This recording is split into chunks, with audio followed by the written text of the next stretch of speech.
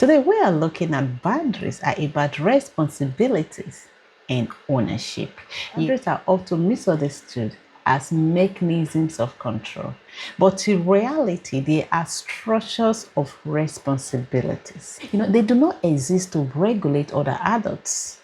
They exist to clarify what you are responsible for and what you are not. Now, for the purpose of this video, we will be looking at the risk. The central risk in misunderstanding boundaries is the misallocation of responsibilities. Now, when boundaries are unclear, individuals begin to assume ownership of what does not belong to them.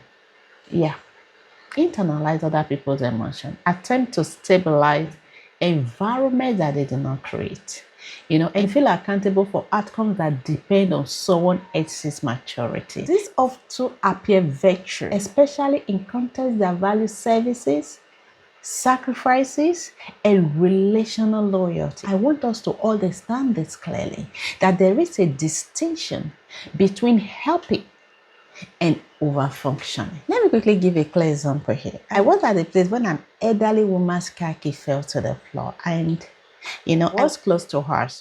So I reached down to pick it up, and immediately I heard, "Don't touch it." I was shocked. I quickly withdrew and apologized, said, "Sorry, ma'am."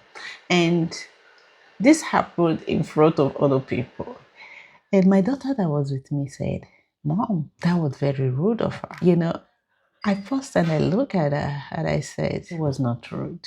I was the one who assumed it was my responsibility in the first. And my daughter said something, said, "But you were only trying to be nice," which really hit her. And I have to tell her, I said, "Look, listen to me. There are boundaries and rules we may not understand." I stepped into something that was not mine in the first place to handle.